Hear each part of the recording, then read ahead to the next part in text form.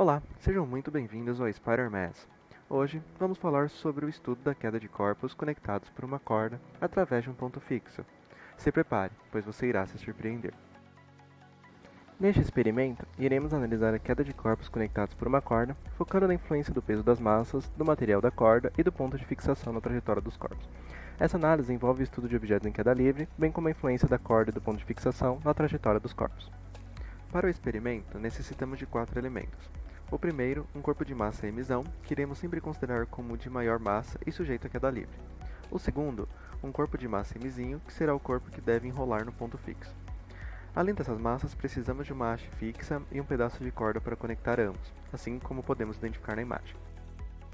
Para a coleta de dados deste experimento, optamos por variar as massas, que explicarei melhor em breve, bem como utilizar 3 tipos de corda, sendo elas barbante comum, fitilho de amarração e nylon para pesca. Desta forma, poderemos alcançar os objetivos de verificação da influência da relação das massas, além do efeito de diferentes materiais e coeficiente de atrito. Chegamos na parte mais legal do nosso projeto, hora de testarmos. Vamos assistir em câmera lenta o funcionamento do experimento. Ao soltar o objeto de menor massa, presente na extremidade da corda, podemos verificar que a garrafinha não cai no chão. Pelo contrário, a corda se prende na haste fixa e começa a enrolar-se sobre a mesa. Viu que interessante? Intuitivamente, tendemos a acreditar que o objeto, tendo uma massa bem superior, cairia no chão, o que na realidade não acontece. Mas, vamos repetir o vídeo que eu vou explicar exatamente o que aconteceu. Podemos analisar que o arranjo da corda em relação à haste fixa funciona como um pêndulo. Conforme a massa em emisão cai, o raio de rotação diminui e, pela conservação do momento angular, a velocidade de rotação da massa em emisinho é aumentada. A tração gerada pela queda da massa em emisão também provoca a aceleração de emisinho, fazendo com que esta última tenha energia suficiente para rotacionar em torno do eixo fixo. Com a rotação, a corda se prende ao eixo e a garrafinha é impedida de cair. A montagem experimental e a alta reprodutibilidade do fenômeno permitiram a coleta de dados com grande precisão. Agora, vamos ver outros exemplos de funcionamento do fenômeno. O primeiro foi utilizado o fitilho, junto de uma massa emisão próxima de 360 gramas e uma massa emisinho em torno de 8 gramas, o que nos gera uma relação emisão sobre emisinho de 45.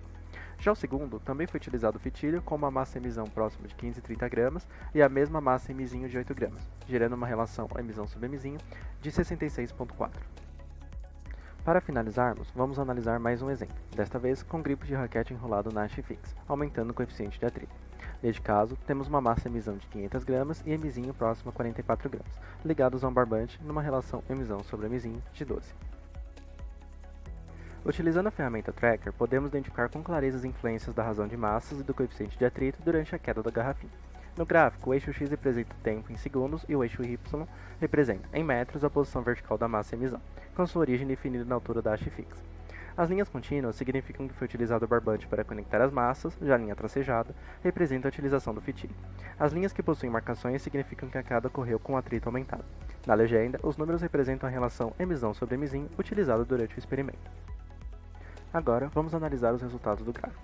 Na linha pontilhada, temos a representação do objeto em queda livre. Neste caso, apenas gravamos a queda da massa emisão sem estar conectada na massa emisinho.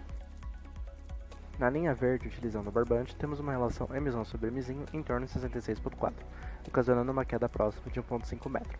Comparando com as linhas laranjas e escuro, fica nítido que quanto maior a relação emissão sobre emisinho, mais oscilações ocorrerão durante a queda. Podemos comparar também com a linha marrom, na qual foi utilizado o fitilho e a queda da massa emisão foi um pouco maior, chegando próxima de 1,57 metro. Desta vez, analisaremos o barbante em conjunto com o atrito na haste fixa, numa relação emissão sobre emisinho próxima a 74,8. Mesmo essa relação estando maior, o coeficiente de atrito faz com que a queda da garrafinha seja encurtada, ficando próxima a 1,3 metro, gerando também poucas oscilações. Agora, podemos perceber um fato interessante. A elasticidade do nylon fica aparente pela grande quantidade de oscilações. Por conta disso, o nylon foi bem sucedido apenas para razões de massas pequenas, no caso do gráfico, 8,3. Neste caso, a queda foi em torno de 1,1 metro.